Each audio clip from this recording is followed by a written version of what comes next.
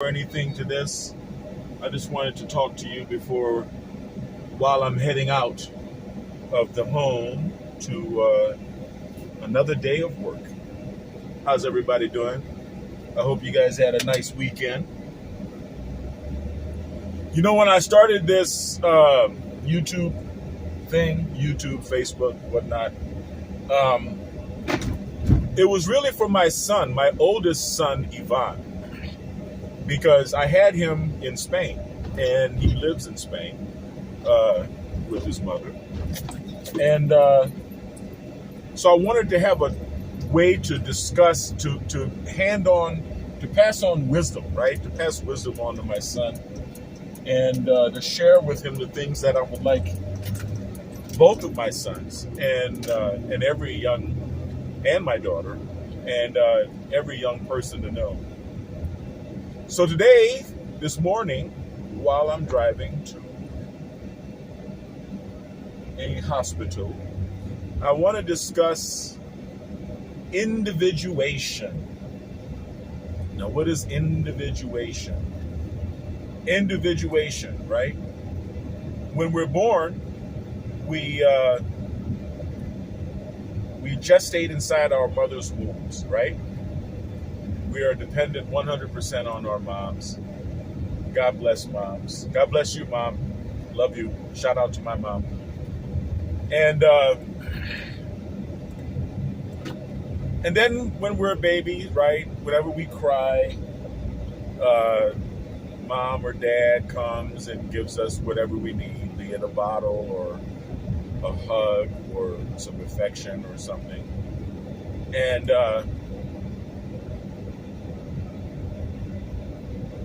eventually they get tired of it. I mean, it's a natural process, right? Parenting is a process. And then eventually you get tired of it. And a little spoiled. And so you realize, okay, well, they can wait or let them cry or whatever, right? Everybody has different parenting techniques. Some people followed Dr. Spock, I believe it was, in Germany, who came up with the concept of leaving a child alone in a room at all for the first couple of weeks or 6 weeks or whatever, and not even touching him or her. I don't know. I don't know if that makes a person more of a compassionate human being or less, right? I don't really know what the long-term effect of that is on the child's personality. I personally, I like affection. I like giving my children affection, and I think love and hugs and kisses. And my boy is 16 years old, and we still hold hands. We still walk arm in arm if we're going somewhere. There's nothing wrong with showing love and affection for your kids, but what ends up happening is the kid starts to realize that Mom is not necessarily going to come running every time I have a crisis. In 0.2 of a mile, turn left. And therefore, I have to learn how to get my own needs met. I think I'm going to grab myself a coffee. I have to learn how to get my own needs met. And thus begins the process of individuation. And then because it's a double-edged sword. Not only is it a tragedy that Mom's not showing up, but it's also an opportunity that Mom doesn't necessarily know what I'm doing, right? And so then you enter what we call the terrible twos. The terrible twos, when the kid's around 2 years old and they just begin to individuate. Everybody takes it differently. It could have something to do with nurture. It could have something to do with nature. I don't know. But what I do know is that that's when you find the talcum powder sprinkled all over the carpet. That's when you find out that, hey, if Mom doesn't know what I'm up to, then I'm going to do whatever I can until I get busted, right? I used to make little islands in the toilet with shaving cream, right? I'm sure my dad really appreciated that. So we begin the process of individuation. We begin to become an individual. And that process never stops, right? We are constantly in the process of individuating throughout our entire lives.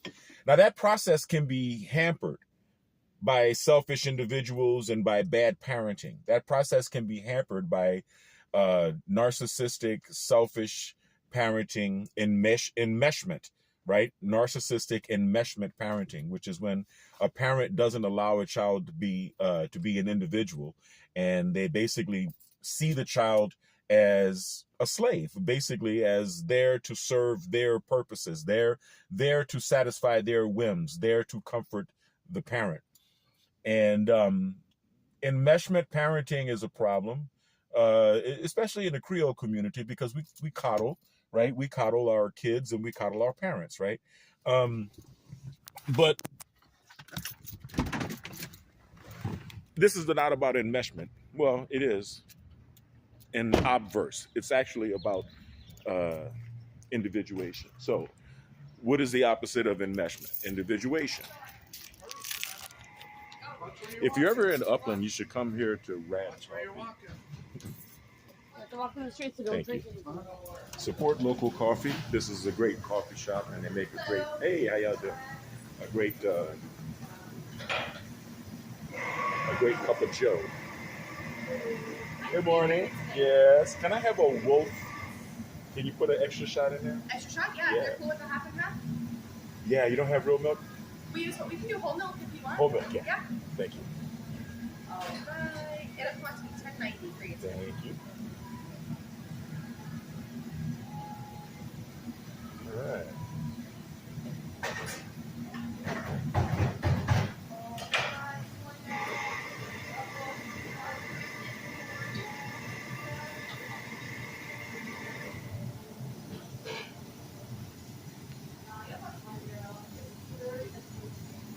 Oh man.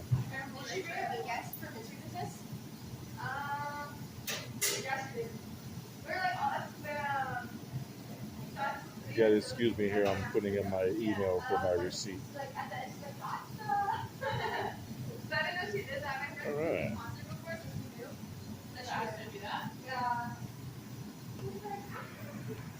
So it's kind of a double-edged sword, right? Because children who lack parental attention tend to turn out to be insecure, right? They have problems with security. You want to make sure that your child is secure, but at the same time, children that grow up to enmesh with their parents tend to not individuate. They don't become individuals, and that's a tragedy, right? So the trick is to love the kids, but at the same time, encourage their individuation, encourage their growth.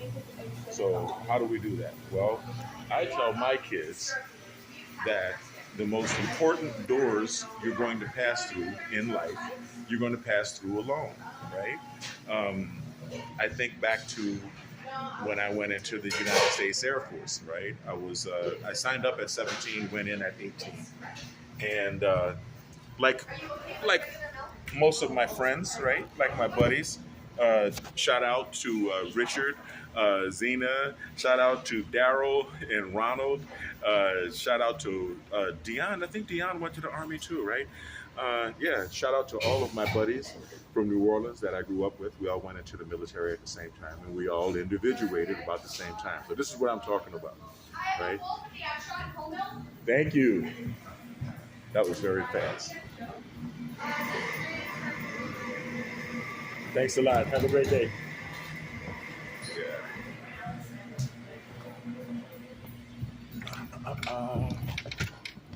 So, Rad Coffee. You can see it right there behind me. It says bar because I'm using the reverse camera, the selfie camera. Hold on one second.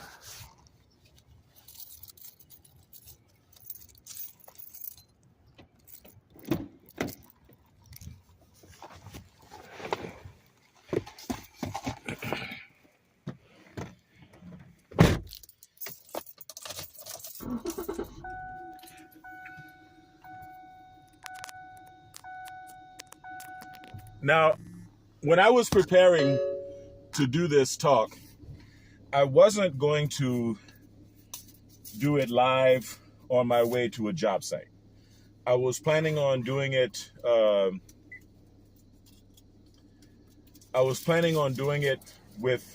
From my desk, right? And I had spooled up one of my favorite movie scenes, which is The Godfather, GF2, when they showed little Don Corleone, little Vito Andolini, when he was arriving to Ellis Island. And that's good. It was very well done, very well shot, and you can't help but identify with this poor little boy who just witnessed his parents being murdered, and is literally on his own, ran away to America. So you can't help but feel for the loneliness that he felt and the fear that this little boy felt among all of these adults coming into the United States. And when they diagnosed him with typhus or some other illness, they quarantined him, right? And which was good, because if he had not been put into the medical care, he may have really suffered a lot of abuse. He may have really been in a vulnerable position if he was just let out into the streets of America at that age. But either way, he when they put him in the hospital room, right, he went to the window and sang to himself, right? He sang, I believe it was a church hymn. And that ability to self-soothe is an important aspect of individuation. When you find yourself in harsh, difficult, trying times, the ability to go within oneself.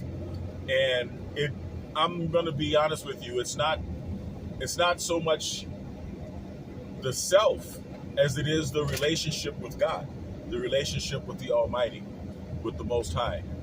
And when you develop a relationship, a personal relationship with God,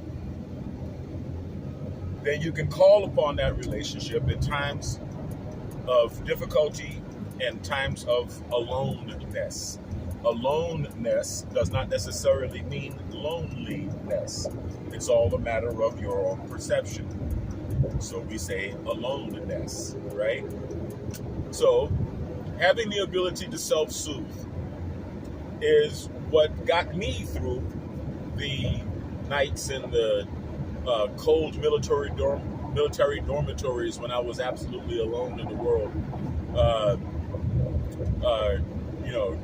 Holidays, Christmases, and birthdays and stuff without the embracement of family and friends, because you're on your own and you're following your own path in life.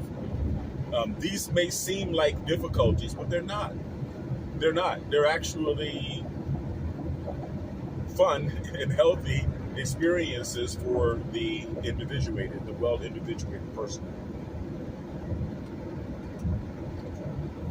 So I try to tell my children to remain cognizant of the fact that they are beautiful. They're beautiful because I'm beautiful and their mothers are beautiful. And therefore people are going to want to possess them. It's not the same as loving. They're going to want to covet them. That's not the same as loving. They're going to want to contain them and control them. That is not the same as loving them.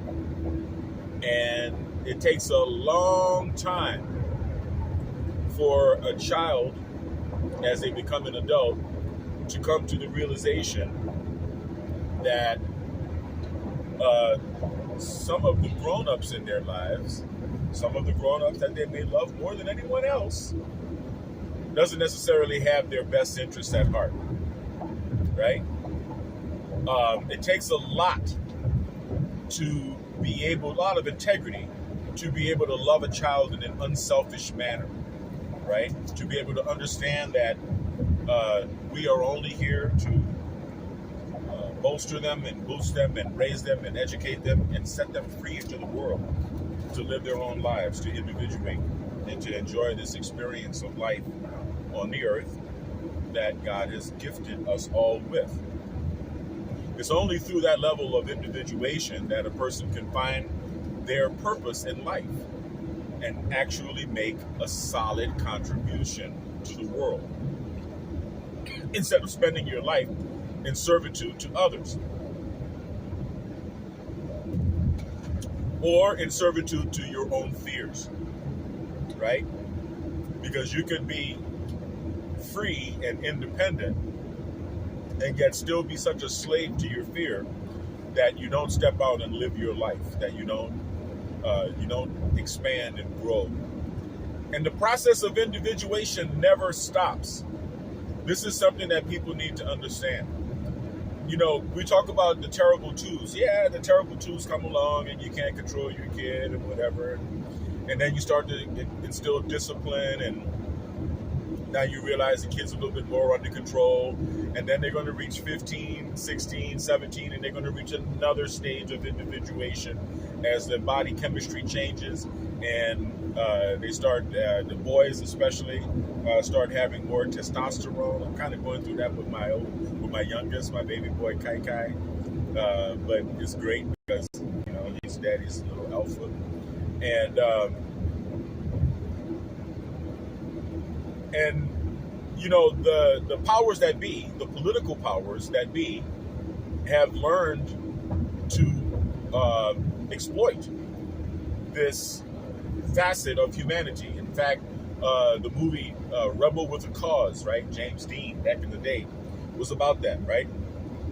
It was about the natural of man to rebel, the natural desire of man to rebel, the natural desire of man to constantly seek a greater level of individuation. And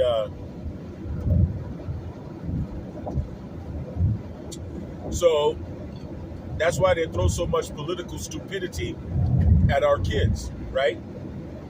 Because we know that as becomes an adult, as they start to individuate, they start to criticize the last generation. They start to attack and criticize the last generation and say that, well, we can do it better. They don't know what they're talking about. They're too old to understand. You know, life is moving moving forward in some social direction that is not where we are today, and you want to be on the right side of history, and you know, we're improving the conditions of the world by making people more fill in the blank, tolerant or whatever. So it's never going to stop, right? The elites, which I hate even using that term, are aware that when our children become young adults in that process of individuation, that they're going to be seeking an identity with which to through which to individuate, to which to identify themselves. So now you get the blue hairs and the purple hairs, and all the rest of this nonsense that we're being given. And you have to be patient, right? You have to be patient because they're just kids, man. I mean, you know, we wore big ass afros and long ponytails as our expression of, you know, difference. You know, when I was growing up in the 70s, we were just coming out from the Vietnam War. And the Vietnam War represented old men lying to young men and sending them off to die, sending them off to war. There was a gap between the generations. Now, this gap is easy to wedge or easy to leverage when it comes to men, easier than with women, right? Now, the young women have been wrapped up in American, last wave feminism, and that's a separate issue all in itself. But with the question of Vietnam, it was taking advantage of the endarkened father complex. What is that? What is the endarkened father complex? Well, children have traditionally been raised by mom, right? By the mother. And the father would go out to work. This is the way it's been throughout human history. And or at least the post-industrial world, right? And when daddy goes off into the cold world, because we hear about how hard and how cold the world is and how unforgiving the business world is, and how it's a bunch of sharks out there and it's dog eat dog and it's this and it's that. And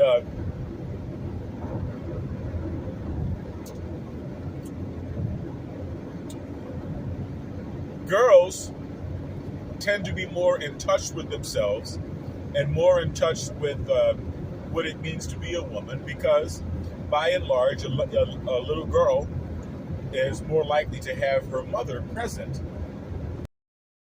Work, and mom and dad aren't married, and the kids are raised in daycare. Dad would leave the house for 8 hours a day, and what some have coined the endarkened father complex. All right, where does dad go? And we're going to take that emptiness of the void, right, of what dad is doing between 8 a.m. and 6 p.m. That I understand that part of the methodology of communism is to pit generations against each other. The objective of communism is to destroy the nuclear family, right? Destroy personal belongings, destroy private property, destroy business, right? And taking advantage of the younger generation's desire to individuate, to pit the generations against each other, is one of the main methods that they use to accomplish this, right? And so therefore there is always going to be a political appeal by the would-be tyrants to manipulate the minds of the youth within our society based on seemingly idealistic intentions, right? We want to make the world a better place. We want to make the world more tolerant. There are people suffering. There are people being persecuted. There are people's rights not being recognized.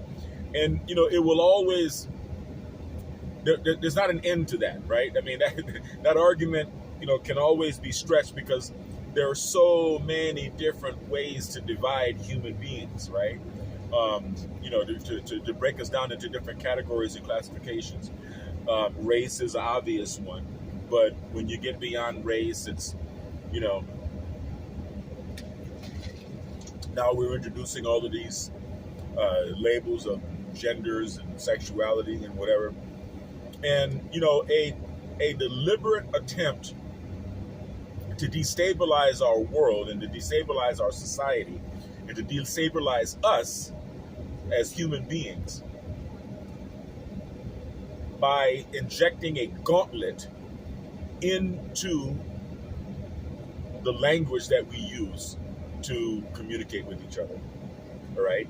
And that's just basically an attempt to silence dissent, to silence speech, and to make people believe that they have no rights.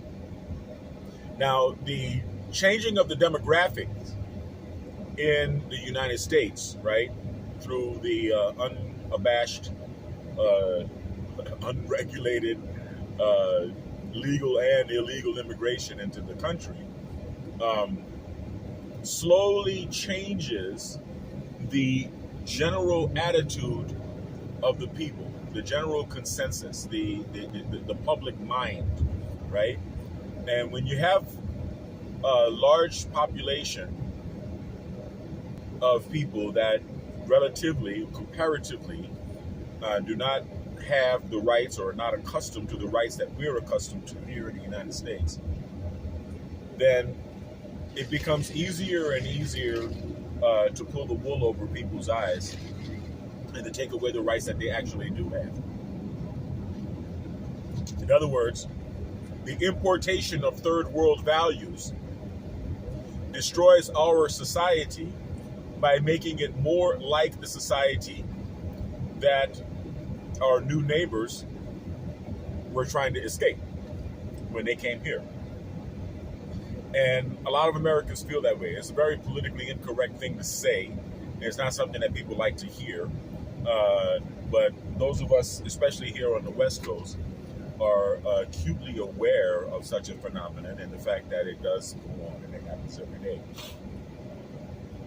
All of the confusion that we're seeing, all of the confusion that we are experiencing in this country, all of the conflict is orchestrated, is being orchestrated. And Americans are not going to change, okay? We don't feel as though we need to change because we don't need to change. The world needs to become more like us. This is an exceptional country. And, but we don't know exactly how to negotiate this challenge that we're finding ourselves being faced with right now. Okay?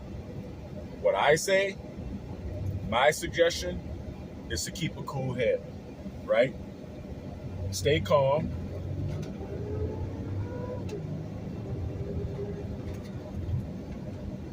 There you go. Stay calm and let the world happen around you, okay? Because part of the objective is to make us fight each other in the street. Part of the objective is for us to lose the peace of our society. Part of the objective is to approach the UN and ask if they could put peacekeepers on the streets of the United States because we are in such a state of turmoil, political turmoil, right?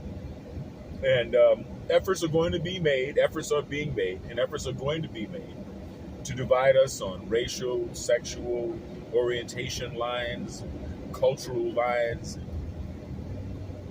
political lines, wealth, in every way we can be pitted against each other. We are being pitted against each other. So we got to be careful about that.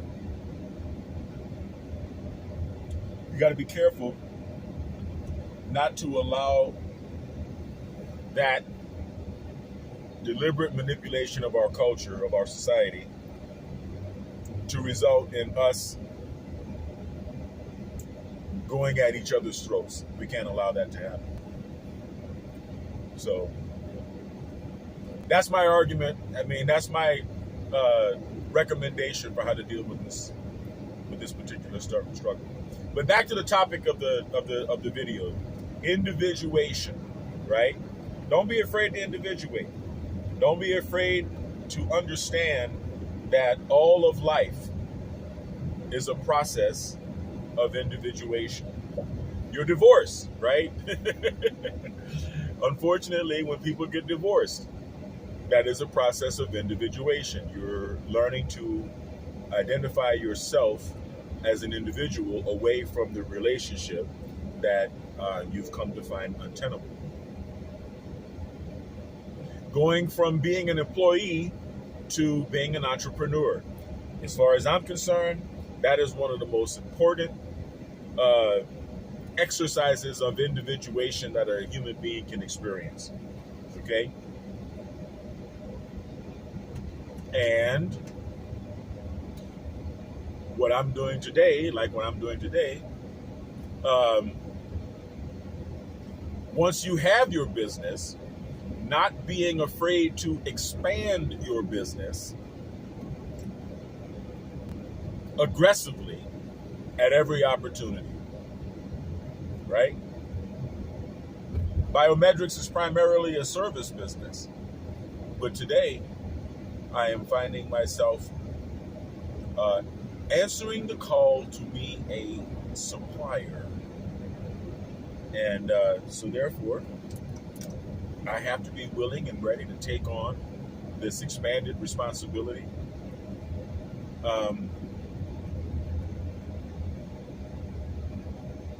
Without any hesitancy, right?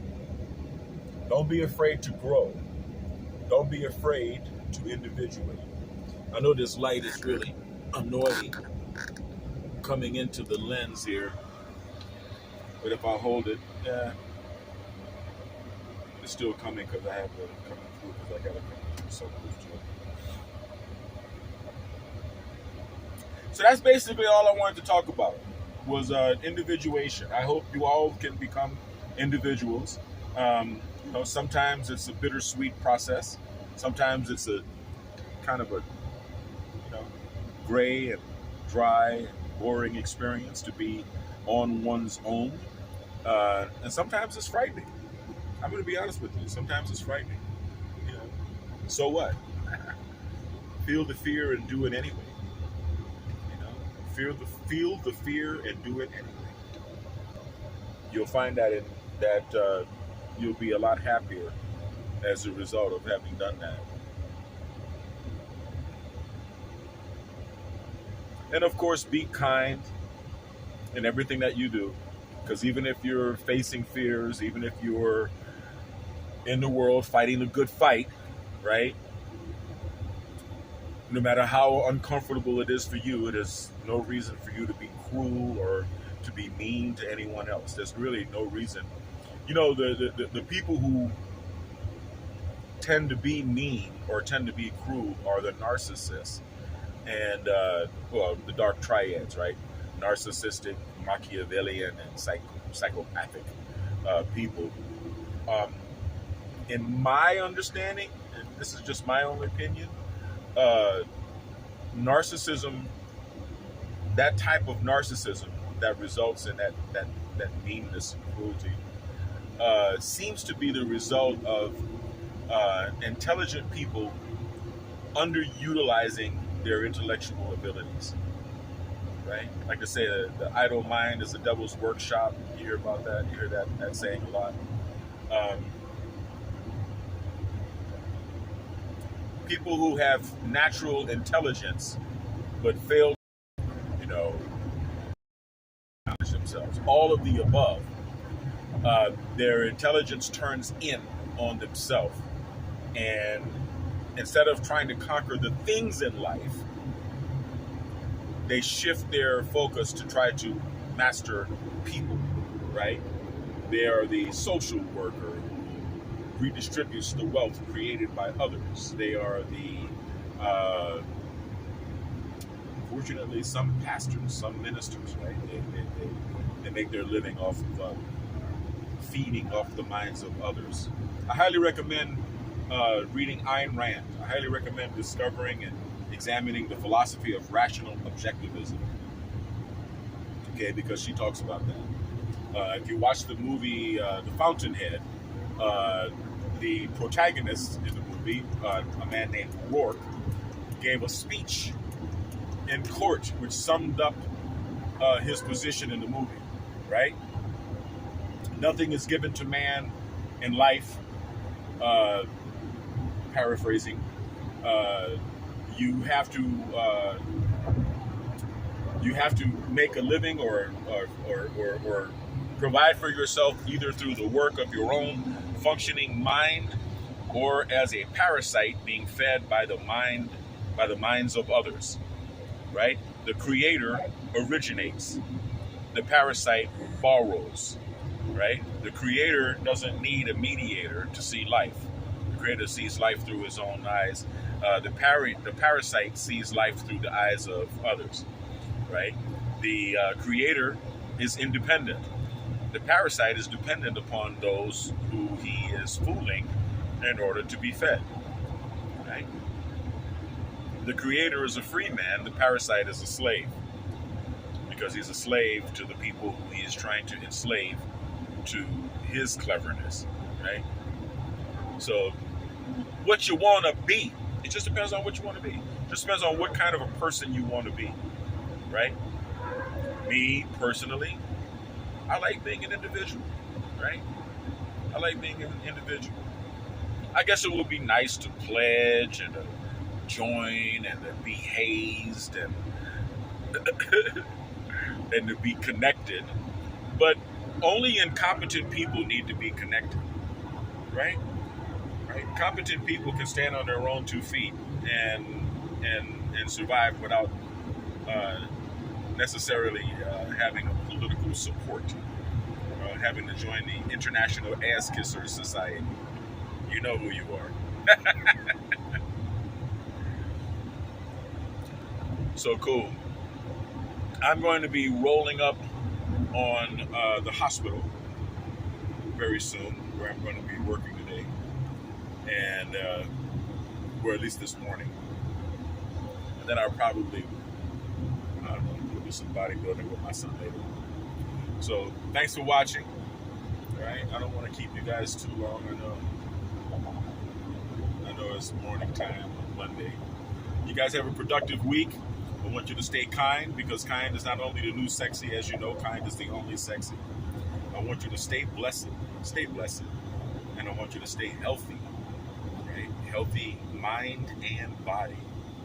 And take what I said to heart about individuating, okay? Be your own person. Don't be a slave, okay? And don't be an ignorant slave, especially, all right? And choose your own path. And if you need any help choosing your own path, I'm here to help. That's what I'm here for.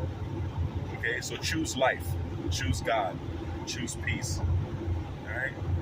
Have a wonderful day and a very productive week. Peace.